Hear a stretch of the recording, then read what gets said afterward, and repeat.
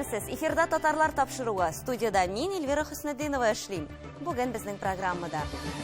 Казанда 11-нче Бөтен Россия татар дин әһелләре форумы уза. Әлеге Бөтен дөнья татар дин әһелләре җыенын мин Бөтен дөнья татар конгрессы тарафыннан барлык илебезнең татар дини оешмаларны берләштерә торган бер майдан дип әйтер идем. Сарытау өлкәсенең иң шигендә татар даласында яшәүче милләттәшләребез турында. Менә ул элеккеге Алтын Урда даласы һәм шул далада яткан татар авыллары. Бу Сарытау өлкәсенең Дергач районы, биредә 3 татар авылы. Оренбург шәһәрендә татар кызы бәйгесе. Иң яңгылы, иң сәләтле, иң сикемле, иң уңган, иң җитез, иң назлы кызларыбызны сайладык. Көрәшчеләр сәхифәсендә Булат Хабибрахманов.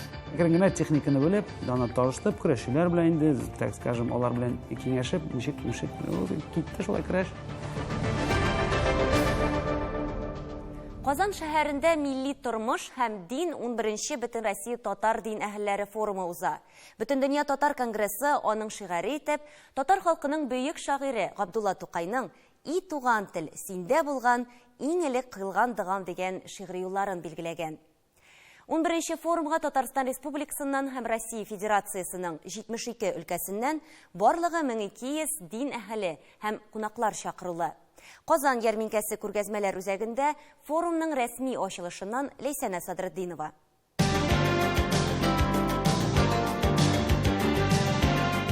Казан ярминкәсе гөрли. Монда инде безнең Россиянең 72 төбәгеннән милләттәшләребез җыелган. Әйтегез әле, сез кайсы төбәктән килдегез? Ульяновскидан. Ничә кеше? 51 кеше. Менә нинди фикерләр белән килдегез? Нинди тәкъдимнәр белән? Матур гына Аллаһ Тәгалә биргән нимәтләр аңа ният кылып шунда юл тоттык, килдек. Әлхәмдүлилләһ, каршы алдылар, әйбәт, яхшы булды. Менә монда да сезнең каршыга да килеп бастык. Барчабызда без бердәм булып, шулай үзебезнең татарлыгыбызны белдерергә тырышырга. Хөрмәтле тамашачыларыбыз, монда ерак көнчыгыштан алып Калининградка хәтле делегатлар җыелган. Әлбәттә инде менә иң ерак өлкәдән, Мурманскидан минем янымда. Әйтегез әле, рәхим итеп, менә шул ерактан килеп җиттегез. Нинди фикерләр белән килдегез? Нәрсә җиткерәм дип килдегез? Без сәламлар белән килдек ерактан. Бу көннәрдә генә бездә кар яуды, монда бик яхшы кояш яхшы җалкын. Бездә уйларда соборный мечет төзергә Алла кушса, Алла бирсә, шуның өчен безгә Алла ярдәм бирсә, шуның фикерләребез бар. Әйе, фикерләр байтак җыелган. Иң дигән сүзгә басым ясап, аны дәвам итсәк, 11-нче Бөтен Россия татар дин әһелләре форумында иң күп делегатлар Башкортстаннан 103 кеше. Иң өлкән делегатларга килгәндә ул Калининградтан Хаким Ага Биктеев, 96 яшь. Иң яшь делегат Мәскәүдән Ренат Хәзрәт, аңа 19 яшь. Тагын да дәвам итәргә була. Иң мөһиме катнашучыларның фикере. Шул мәчеттә эшләгән имамнар, балалар белән элемтәдә булу, мәктәптә элемтәдә булу, беренчедән мәктәп элемтәдә булып, без тырыштык мәктәптә татар телен кертергә. Инде форумның рәсми ачылышына күчик. Бердәм бөек Рәсәйдә татарлар ислам дине ничек дәүләтне күтәрер өчен, ничек бүген итеп без бергә кулга кул тотышып, үзебезнең милләттәшләр белән алга барган турында. Кемдер әйтә, татар милләтенә исламның катнашы юк. Дөрес түгел. Чөнки 100 ел элек татар театры булмаган, эстрадасы булмаган, бер нәрсә булган. Мәчетләр, мәдрәсәләр эшләгән, шулай бит. Димәк, ислам дине милләтебезне саклады, милләтебез дә исламны саклады һәм саклый һәм саклаячак, Алла бирсә. Барыбызга да мәгълүм булганча, илебезнең президенты Владимир Владимирович Путин тарафыннан 2022 ел аның карары нигезендә Булгар дәүләтендә ислам динен рәсми рәвештә кабул итүнең 1100 еллыгын бәйрәм итеп игълан ителде. Барлык бу җыен кысаларында уза торган чаралар, алар әлеге 1100 еллыкны бәйрәм итүгә әзерлек дип әйтергә була. Россиядән җыелган дин әһелләре төркемнәргә бүленеп 4 дискуссия мәйданчыкларына юнәлде. Мин моны милли интеллигенция һәм дин әһелләр, шәхесләр форумы диер идем. Чөнки монда килгән вакытта инде монда шураклы кешеләр килми беренчедән. Икенчедән һәркем ниндидер фикер белән килә. Шуны әйтер идем яки шуны тыңлар идем дип. Мин әйтергә дип килдем. Ул да булса минем әйтер сүзем, зурлап әйтер сүзем безнең рухи мирас турында. Хәтта аның аерым секциясы да бар. Нәрсә ул рухи мирас? Ул безнең үткәндәге бөек шәхесләребез калдырган зур хезмәтләр. 4 июнь көнне Казан Экспо халыкара күргәзмә үзәгендә Илһам Шакиров исемендәге концерт залында Татарстан Кыргызстан Республикасы президенты Рустам Миннеханов катнашында форумның пленар утырышы узачак. 5 июнь көнне форум делегатлары Татарстан Республикасының Спас районы Булгар шәһәрендә изге Булгар җыенында катнашачаклар. Ләйсәнә Садретдинова, Татарлар, Казан.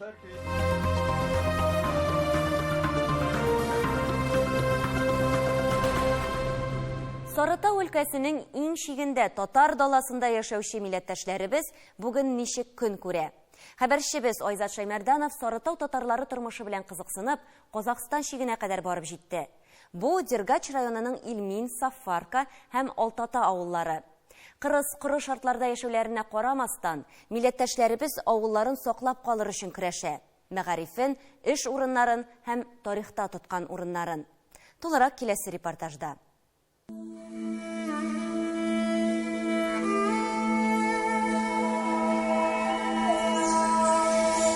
Сарытау шәһәрендә Идел елгасын кичүче әлеге күпер татар даласына юл ачар. Күпернең икенче ягында шактый күп татар авыллары урнашкан. Алар бөтенләй башка шартларда, ләкин бергә укмашып яши. Күпчелек татар авыллары Казакстан шигенә кадәр барып җитә.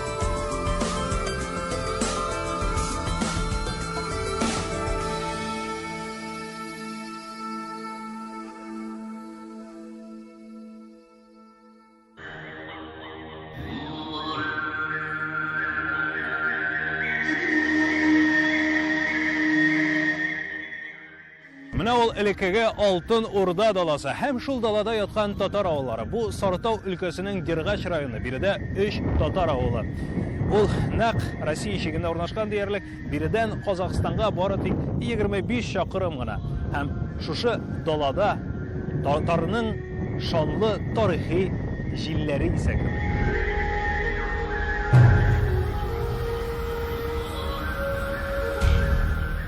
Верхазовка авылы. Татарлар аны Илмин дип атап йөртә, чөнки авыл тирәсендә күлләр һәм елгалар булган. Бу Сарытау өлкәсенең Дергач районында иң зур татар авылларының берсе. Далада чикне саклар өчен татар авылларының бер өлешен заманында шушында күчереп утырталар. Дәүләткә, патшага хезмәт иткәнгәме, халык монда тугры, ләкин үз сүзле һәм үзенекен саклаучы. Шуның бер мисалы, Илмин халкы Дәхри Совет хакимиятенә каршы чыгып үзләренең иң борынгы мәчетен саклап калган. Гади генә гыйбадәтханә булып тоелса да, ул 1870 елда ук салына. Бу мәчетне саклап калырга, саклап калучылар да монда күп кешеләр инде булды. Бер дигән Әмир дигән бабабыз шул мәчетне килгәннәр өлкә ватарга, тетәргә, тиек манараларын төшерергә. Безнең авылыбызда инде 5 мәчет булган. 5 мәчетнең инде 4-сен теткәннәр, бүрәннәрдән төзелгән монара киләләр. Шул бабабыз да чыгып чалгы белән әтәди, кисәм кафирләр тимәгез мәчетне шунарга буламыдыр диясең, Аллаһ Тәгалә рәхмәте белән шул мәчет калгандыр, шаһид булып кеше чыккан. Шуны каршылап алырга шунардан да уйлыйбыз. 16 ел имам булып эшләүче Ринат хәзрәт сөйләвенчә, җомга намазына 30лап кеше җыела. Күп түгел, ләкин аз да түгел. Чөнки авылда бүген 500 кеше генә гомер итә, ә заманында 3700ләп кеше яшәгән. 100% татарлар яши безнең авылыбызда. Була инде булган безнең элки еллардан алсак инде 3800 кеше дә булып алган, 4000 дә булып алган, 2800 дә булып алган. Колхоз булганда 16 татар куйгана иде, яшәдек, сыерлар белән, сарыклар, барсы да бар иде инде. Илмин авылы элек-электән үзенең кул осталары белән дан тоткан. Менә бер мисал шушы музейда тәкъдим ителгән әлеге шкаф һәм ятакка инде 100 ел, бер гасырдан артык вакыт узган. Бу мәктәпнең музее билем йорты өчен мәгънәсендә авылның мәдәни үзәге дә булып тора. Дөрес, укучылар саны азая диләр. Безнең мәктәп тарихы 19 гасырның 30 елларында башлана. Беренче мәктәп төзелә иске мәчетнең такталарыннан авыл кеше белән 37 елны 7 еллык мәктәп була. 67 елдан мәктәп безнеке статус ала, урта мәктәп статусын. 71 елда хәзерге бина, яңа бинага 700 бала килә мәктәпкә. Авыл гөрли ул вакытта. Аннары 71 елдан 2014 елга тики мәктәп үзенең урта мәктәп статусын дәвам итте. Балалар әзәйде, 14 бала гына калды мәктәптә. Бүгенге көндә 18 бала. Мәктәп хәзер основной булды инде. Нәкъ шушы мәктәптә дөрес иске бинасында Муса Җәлил дә булган. Бу авыл турында ул булай дип яза. Идел мине ерак алып китсә дә, йөрәк сезнең кырларда. Сез булырсыз минем җырланмаган килер яңа җырларда. 1933 ел. Илмин авылы үшінші мәгънәсендә бу тарихи йорт санала. Чөнки биредә 1933 елның 23 мартыннан 11 июленә кадәр шагыйрь Муса Җәлил яшәгән. Биргә ул командировкага җибәрелгән була. Авылда Муса Җәлилнең авылга килүе буенча нинди истәлекләр сакланган? Өлкәннәр сөйләгән буенча, Муса Җәлил килгәч, гайшык булган, хатта шушы Фәрүзә кызга уланарга шигырьләр багышлаган. Ама биредә 2 ай гына калмаган командировка. Тагын 1 елга, 1 айга соң торган, задержался. Һәм менә йортка үтәбез. Безне монда инде 62 ел шушы йортта яшәүче Рәйсә ханым Газизова каршы ала. Сез шул мәгънәсендә тарихи йортта яшисез инде? Монда инде 59 ел бабам белән төшкән. Ну, ул нәшит иткән каннамның шул дамирның инде әтисенең әнисенең инде уллары булган. Тауга белән Талхат. Улаларны багышкан. Татарча укыйсыз, язасыз? Укыйм, журналларны, газетларны ва та кирәкле аятларны укыйм. Телевизор карыйсызбы? Карыйм, телевизорда Казанны күпчелеге багам. Илмин авылы янында тагын 2 татар авылы бар. Сафарка белән Алтата. Из-за отсутствия годового осадка киптеләр. Кышкы көнне кар юк, язгы көнне яңгыр юк. Кышкы көнне кар булмагач, бу баларга төшем. Су мәсьәләсе генә түгел, Дергәч районындагы татар авылларында социаль проблемалар һәм эш урыннары мәсьәләсе хәл ителмәгән. Монда кырыс климат, игенчелек белән шөгыльләнер өчен рисклы урын санала. Бәлки шул сәбәптәндер татар авылларында яшәүчеләр саны елдан-ел кими бара. Бу хакта инде киләсе репортажларда сөйләрбез. Айза Шаймарданов, Татарлар, Сарытау өлкәсе.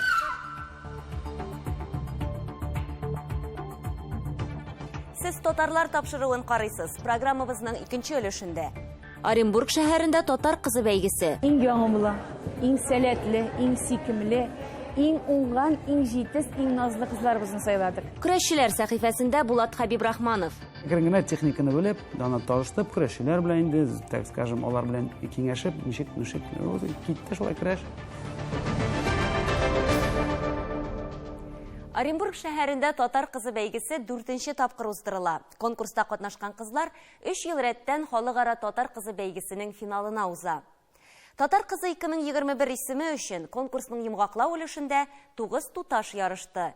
Төп оештыручылар Оренбургның Ак Калфак оешмасы белән Оренбург татар милли мәдәни мөхтәрияте төбәк иҗтимагый оешмасы. 3 шәһәр һәм 6 татар авылы кызларын берләштергән бәйге мәшһүр татар дәүләт драма театрында оештырылды. Оренбургта үткән матурлык һәм сәләт бәйгесеннән Фирүзә Әбсәләмова репортажы. Өлкәнең иң шибәр һәм иң уңган кызы исемен йөртү өчен көрәшергә теләк белдерүчеләрнең күпчелеге талибәләр иде. Татар телен саклап калу өчен берәр эшләргә теләсәм, минем үзем премьер булырга тиешмен. Бу конкурс минем өчен милләтемне саклауда, телемне саклауга бер бәләкәй генә өлешем булыр иде. Татар кызы нинди булырга тиеш дигән сорауга җавапны кызлар белән оештыручылар бергә эзләде. 2 ай элек башланган хәзерлек 25 кыздан 9-ын сайлап алырга мөмкинлек бирде.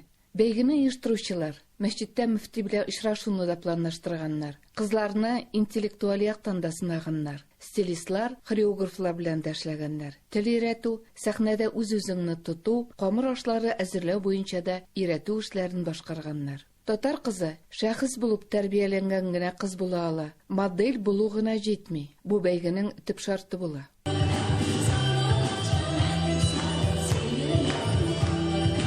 Иң Билгеле катнашучылар үзләре белән таныштырдылар. Замана технологиялары ярдәме белән тамашачылар аларны ишетеп кенә түгел, экрандагы видеоларны карап та, туган якларына барып, туганнары белән танышып, кызларның шигырьләре турында да белделәр. Быелгы бәйгенең үзенчәлеге дә булды. Якташыбыз, каһарман шагыйрь Муса Җәлил тууына 115 ел тулды. Кызларга патриот шагыйрьнең тормышы һәм иҗаты буенча сораулар тәкъдим ителде. Орск шәһәрендә һәм бездә Оренбург шәһәрендә Совет урамында аңа мемориаль тукта куела. Конкурсантлар татар мәдәниятен заманча тәкъдим итәргә тырышты. Һәр кемнең үз сәләте. Кемдер оста сөйләүче, кемдер оста җырчы, кемдер биюче.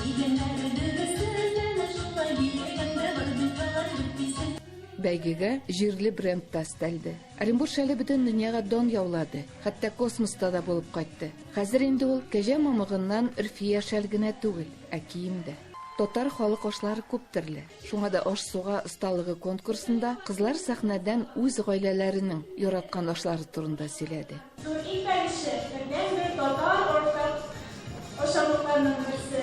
Бәйге яшьләр арасында татар теленә кызыксыну уятты. Әлеге күренешне жюри әгъзалары да күрде. Аларга кызлар арасыннан иң-иңнәрне сайлау җиңел булмады. Бәяләүчеләр татар җәмәгатьчелеге булды. Җиңүчегә бүләк тә саллы, Хәситә белән Калфак. Бәйгенең зур үсеше. Бу елгы конкурста шәһәр кызлары да катнашты. Беркем дә игътибарсыз калмады. Төрле номинацияләрдә җиңүчеләргә Яшел Хәситә дипломнар, Бөтен дөнья татар конгрессы һәм җирле татар шкуарлары әзерләгән кыйммәтле бүләкләр, премиялар тапшырылды. Елдан ел кызлар стара, бөтен татар кызлары үзләре шулай булса, татарча сөйләшсәләр, биешәләр, җырласалар, безнең татар теле беркайчан да үлмәй. Шулай да матурлык һәм сәләтлелек бәйгесендә 9 шибәрдән берсе җиңүче булырга тиеш. Оренбург өлкәсендә җиңүче кызыбыз Зарина Масалимова.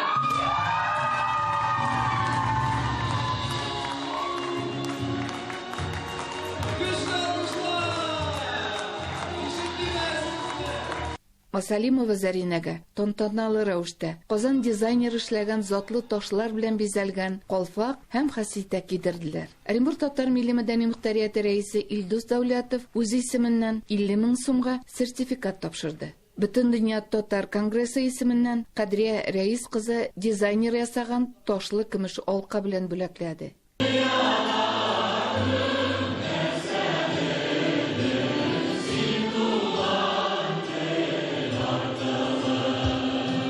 Татарның каркасы булган Оренбург шәһәре, Казан, Уфа, Астрахань белән берлектә.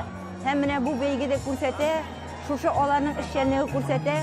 Бүгенге көндә дә Оренбург җирлегендә милләтебезне саклаучы шәхесләребез яши.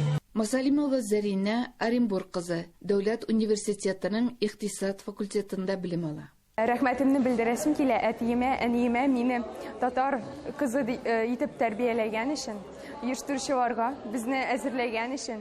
Әлеге бәйгедә җиңүче булып танылган Зарина Масалимова халыкара татар кызы 2021 бәйгесенең ярым финалында Оренбург өлкәсен тәкъдим итәчәк. Оренбургдан Фируза Абсалямова, татарлар.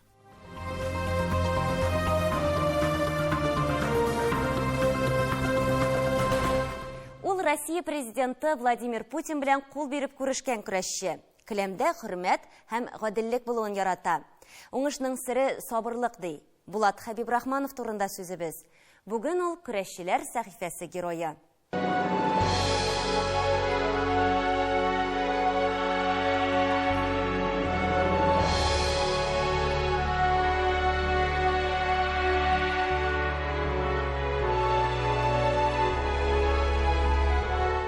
Казан егете ул. Шәһәр малайы булуның бер начар ягы бар. Кечкенә чакта сабан туйга яңа кием киертеп чыгаралар да, көрәшәм дигәч, үз башыңны пычратма дип мәйданнан сөлге тоттырып чыгарып җибәрәләр иде дип искә ала ул.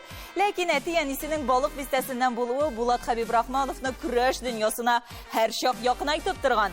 Һәр ел авыл сабан туйларында абыйлары өчен кечкенә яшьтән җан аткан ул. Әтисе дә көрәшче, аның келәмгә чыкканын күргәнем булмады. Габдрахман шәп көрәшә иде дип сөйләгәннәре хәтердә калгандай. Һәм нәкъ әтисе Габдрахман абый улының үҗәтлеген күреп, аңа көрәш серләрен төшендерә дә инде. Әти бер миңа сүлгі шикілік әйбір берді да енді, әйді олым күрашабыз деп әйттік. Шіремде.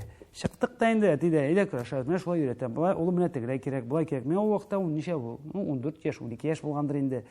И шында қаташып жүрдім, енді олар водительлерді бүтін жиналарда, енді шында күрашып жүрдік. Шында бірінші тапқыр үшінші орын алдым да, енді радио бері, альпинист деген радио болды енді. Шундай теге өзіме үйренесі келедір.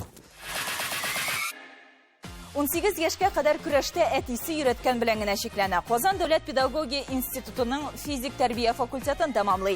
Бір уақытта спорт залына йөри, мәйданға шығу тіләгі дә кимеми. Һәм тәуәкәлли 18 яшында Қозанда сабан туйында күрәшірге қарар қыла. Һәм бұл сабан туй аның тұрмышында хәлиткіш роль ойнай. Озапланып күрәштім де енді мен чып қалдым. Яннары ептеш мал әті. Біздің андады тренер барды. Ғайттен әлімі қазіргіне білдім. Ғайттен Мұхамадиев. Әйдегіз тоныштырабыз. Казан химстройда. Киттім шында. Все, ғайттен әбі қаршы алды да енді. Міне шолай. Олам ешек күрәшәсің қызметім. Алсағыз күрәшәм енді. И уақыт та жете баштанды. Тренировочный процесс ол бара бет енді. Шулай кіріп киттім әкірінгіне, аннары шул Николай Васильевичлар енді бұлай, күш болау көтәрем, қоя сала білмем, кішіне қоя, мен көтәріп жүресем, ал бет тоже бет, аның бет результаты болырға тейіш. И шулай әкірінгіне техниканы біліп, дана тажыстып, күрешілер білән енді, так скажем, олар білән кеңешіп, нешек, китті шулай күреш.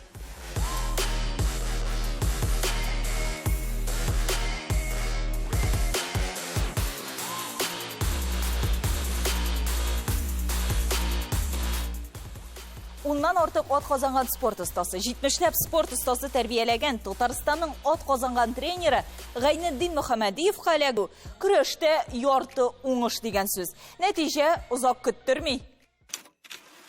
Булат Ғабдрахман улы Хабиб Рахманов 1973 елның 2 ноябрендә Казанда туган. 80-90 килограмм үлчәү авырлыгында көрәшә. Милли көрәш буенча бер тапкыр Татарстан чемпионы, 2 мәртәбә Россия чемпионаты призеры. Урал кубогы турнирында бер тапкыр җиңүче, 1 мәртәбә Муса Җәлил исемендәге турнир призеры. Казанның Мәскәү районы сабан туенда 2 тапкыр абсолют батыр, 5 мәртәбә Казан шәһәре чемпионы, бөтен Россия дәрәҗәсендәге хөкемдар, халыкара класслы хөкемдар. Физик культура отличнигы билгесе иясе. 38 яшына кадәр көрәшә, унга якын тәкә ата, бер машина хуҗасы һәм киң күңелле. Шул машинаны сатып командалар арасында бүлешә. Күпме утсаң да миллионер булып булмый. Ә булай ул һәркемгә күңелле хатирә булып исендә калды ди Булат Хабиб Рахманов.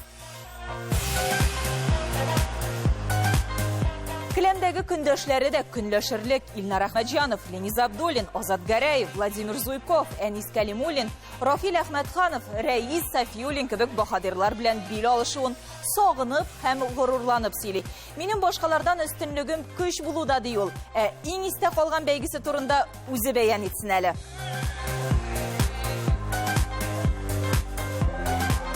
Меня, наверное, это первое то, что мне было шықты. Даже не победа была, а просто бірінші схватка деп айтасың келе. Біз киттік ол уақытта зәйге. Онда чемпионат Республика Татарстан болды. И онда мен 80 килода күрәшәдірем. Мастер спортлармен күрәшкәндә, егетләрмен, бимиталарына теге тутынғаш қана аңлай башлайсың, что опыт большой. И первый плюс меңа, то, что меня бір балағын оттырды маңа. Вот меня самое главное было, чтобы не прыгать чистого. И вот шуннан соң на сәде ойладым, что это для меня первый плюс. Первая ступень, где я могу что-то делать. Потому что күрәшкәш мастерлар белән, ул үзеңә ничектер дәрәҗәен күтәрә, уже то, что сине не то, что куркалар, а все равно как-то с тобой считается. Көрәшнең кагыйдәләре бар. Аңа буйсынырга кирәк ди. Гаделсезлек яратмый. Бүтән Россия дәрәҗәсендәге халыкара класслы хөкемдар буларак, үзе белән булган ялгышлар башкаларда кабатланмасын дип тырыша. Укучыларын да иң беренче киләмдә тәртипкә һәм башкаларга хөрмәт белән карарга өйрәтә. Тренер ул инде 23 ел дәвамында. Укучыларының уңышларына аларга караганда да ныграк сөенә. Беренче, конечно же, минем результатом это Валеев Раиль. Ол Россия чемпионы қалды, Башқұртстанда призер яшьләр арасында. Аннары Камалеев Эльмир. Һәм менә күптән түгелгенә инде, бір ел, наверное, до пандемии Хусаинов Тимур, ол тоже спорт дәрәҗәсенә, так скажем, лайыклы булды. Тренер буларак бик шатландым инде мин аңа. Без лагерьларга да жүреп, инде балалар белән инде хәзер 9 ел лагерьга йөрибез инде. шулай аларны өйрәтеп, әкрен генә бик шатландым. Агач җимеше белән, кеше эше белән матур. Бүгенгә менә шулар татарлар тапшыруыннан аерылмагыз. Без милләт яшәешен яктыртабыз. Исән-имин булыгыз.